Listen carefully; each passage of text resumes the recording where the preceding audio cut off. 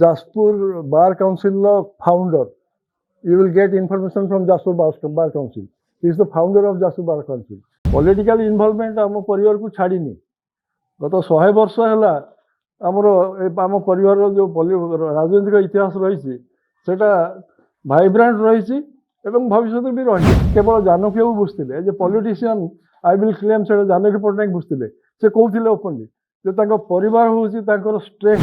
साधुचरण दास आमर गोस्वाप बबी तांकर अणनाती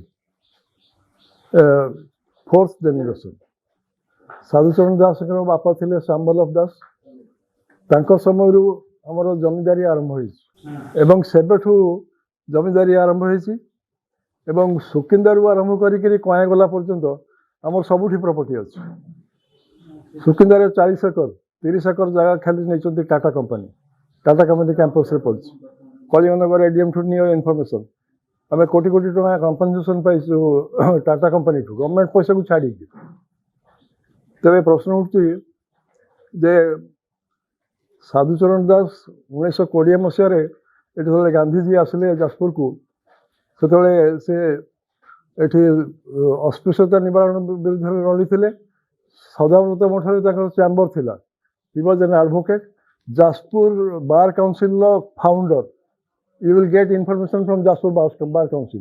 ही is the founder of Jajpur bar council एवं रिनाउंड लॉयर। 1936 रे got nominated elected to Odisha legislative council upper house थिला ओडिशा अपर हाउस थिला। 1936 मसीह Sadhucharan Das became MLC member of legislative council एवं प्रजा आंदोलन करते। सुरेंद्र महांती नीलशैल कई पढ़ी Nilashaila you will get all information ताले मनमोहन चौधरी बायोग्राफी पढ़तु साधु सब डिटेल्स पाइबे से प्रजा आंदोलन करते स्वाभिमान रक्षापी से रिजाइन करते काउंसिल कहीं कांग्रेस गोटे भूल निष्पत्ति नहीं आसेम्बली विरोध कर ये करते रिजाइन भी करते तेणु ये हूँ वंशर परंपरा और स्वाभिमान।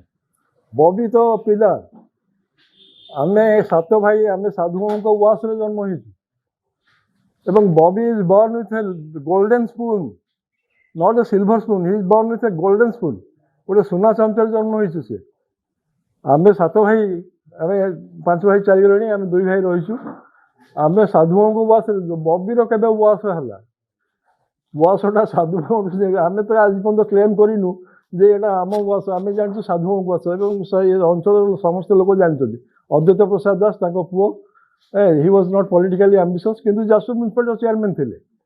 पॉलिटिकल इन्वॉल्वमेंट आम परिवार को छाड़ीनी गत 100 वर्ष है आमर आम परिवार जो राजनीतिक इतिहास रही भाइब्रांट रही भविष्य भी भगवान आशीर्वाद से रही आम कि करूँ आम भावना आम बंचेक रखीचु आम भाव ये प्रभुंर आशीर्वाद लोक चाहती लोक भल पाती जाजपुर केवल जानकी बाबू बुझते as a politician I will claim say Janaki Patnaik बुझते से कहते ओपनली जो परिवार हूँ स्ट्रेंथ।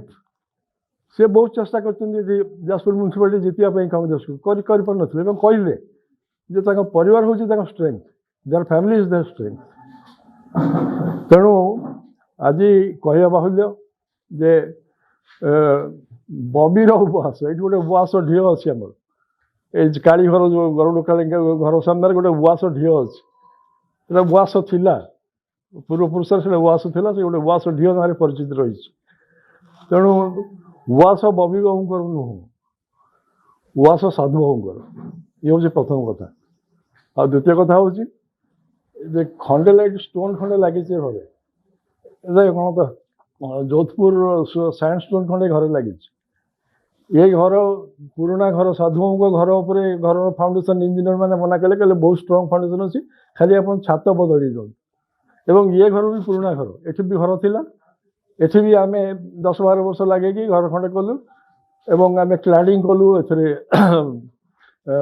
जोधपुर स्टोन में खंडे लाइट भाया देखा जगन्नाथ सागर जोड़ा जाए सेंसेशनलाइज करने खंडे लाइट स्टोन आम पुरी मंदिर रू आने आम नेत खंडे आणु ए घर भी नेत खंडे आनी जोड़ू पत्थर नुह ପୁରୀ ମନ୍ଦିରରୁ ପଥର ଆଣିକି ଯୋଡ଼ିବାର ଅଭିପ୍ରାୟ ନାହିଁ ଆମର। ଆଉ ଏ ଯେଉଁ ଲାଗିଛି ମୁଁ ଭାବୁନି କୌଣସି ମ୍ୟାଚ୍ୟୁର୍ଡ ପଲିଟିସିଆନ୍ ଏଭଳି କାଣ୍ଡ କରିବେ। ଇଟ୍ ଇଜ୍ ଆକ୍ଚୁଆଲି ପେଟିଜ୍ ଯେଉଁମାନେ identity suffering from identity crisis ସେମାନେ ସେନ୍ସେସନାଲାଇଜ୍ କରିବା ପାଇଁ ଜଗନ୍ନାଥକୁ ଯୋଡ଼ୁଛନ୍ତି କଣ୍ଡୋଲେନ୍ସ ଷ୍ଟୋନ୍ ସାଙ୍ଗରେ।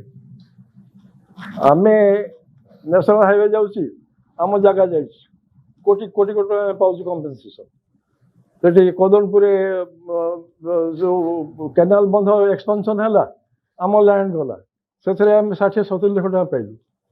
କାଳିମେଘା ରାସ୍ତା ଡବଲିଂ ହେଲା, ସେଥିରେ ଆମର 60-70 ଲକ୍ଷ ଟଙ୍କାର ଜାଗା ଚାଲିଗଲା। ଆମେ ୱି ଲଷ୍ଟ ପ୍ରାଇମ୍ ଲ୍ୟାଣ୍ଡ। ଆମକୁ ଯେତିକି କମ୍ପେନସେସନ୍ ପାଉଛି ସେଟା that runs two crores crore crore. ଆମେ ବି ଜାଣିନୁ ସେ ଟଙ୍କା ଆମେ କେମିତି ଖର୍ଚ୍ଚ କରିବୁ, କାହିଁକିନା ଆମର ଅଭାବ ନାହିଁ। ଆମେ ସମସ୍ତେ ଜାଣିଛନ୍ତି ଯାଜପୁର ଟାଉନ୍ ସାରା ଆମର ମାଛ ଚାଷ ଅଛି, ଧାନ ଚାଷ ଅଛି, ପରିବା ଚାଷ ଅଛି, କ'ଣ ନାହିଁ।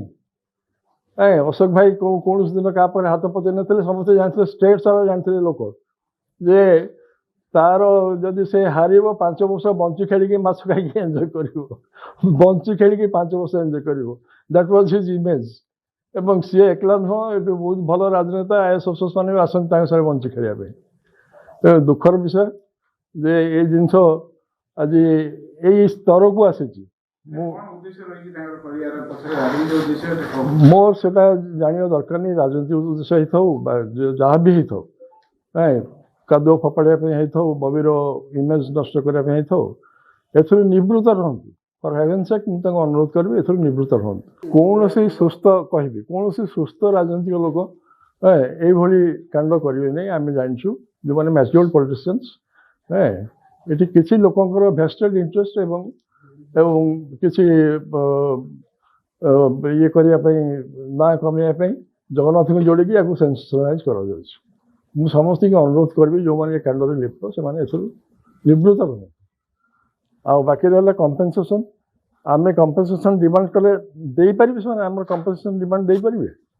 এইটা ହେଉଛି ସେ ଯେଉଁ ବିଶ୍ୱକର୍ମା ଷ୍ଟୋନ୍ ଯୋଧପୁର ରାଜସ୍ଥାନର ୱେ ବିଲ୍ ଏବଂ ବିଲ୍ ମୋ ନାଁରେ ଅଛି, ପଥର ମୋ ନାଁରେ କିଣା ହେଇଛି ଏବଂ ଲଗା ହେଇଛି। ଗତ 4 ବର୍ଷ ଭିତରେ ଏ ଜିନିଷ ଏଠିକି ଆମେ ମଗାଇଥିଲୁ ଏବଂ କରିଥିଲୁ। ଆଉ ଗୋଟେ ଶେଷ କଥା କହିବି, ଜଗନ୍ନାଥ ପ୍ରକଳ୍ପ ପାଇଁ ବବିର ଯେଉଁ କଣ୍ଟ୍ରିବ୍ୟୁସନ୍ ସେଇଟା କ'ଣ ରାଜ୍ୟ ଜାଣିନି? ସକାଳ 5ଟା ବେଳୁ ଉଠିକି ରାତି 12ଟା ପର୍ଯ୍ୟନ୍ତ ସେ ପୁରୀରେ କାମ କରୁଥିଲା ତାକୁ ମ୍ୟାଟେରିଆଲାଇଜ୍ କରିବା ପାଇଁ। କେତେ ଲୋକଙ୍କର ଗୋଡ଼ ହାତ ତଳେ ପଡ଼ିକିରି ହାତ ଓଠ ଧରିକିରି ମଠ ମହନ୍ତମାନଙ୍କୁ ବନେଇଛି ସେ ଜାଗା ଛାଡ଼ିବା ପାଇଁ। କେତେ ଲୋକଙ୍କୁ ସେମାନେ ଯାଇକିରି ତାଙ୍କ ଘରେ ବସିକି ତାଙ୍କ ଗୋଡ଼ ହାତ ଧରିଛି ଯେ ଗୋଟେ ଗ୍ରେଟର କଜ୍ ପାଇଁ ଆପଣ ହେଲ୍ପ କରନ୍ତୁ। କିଛି ଲୋକ ଭଲେଣ୍ଟାରୀ କରିଛନ୍ତି, କିଛି ଲୋକ ପଛରେ ରାଜି ହେଇକିରି କରିଛନ୍ତି, ଏମିତି ହେଇକି କରିଛି। କିନ୍ତୁ ତାର ଫଳ କ'ଣ ଏଇଆ? ଜଗନ୍ନାଥ ପ୍ରକଳ୍ପ ପାଇଁ ଲୋକ ଜାଣିନାହାନ୍ତି ବବିର କଣ୍ଟ୍ରିବ୍ୟୁସନ୍।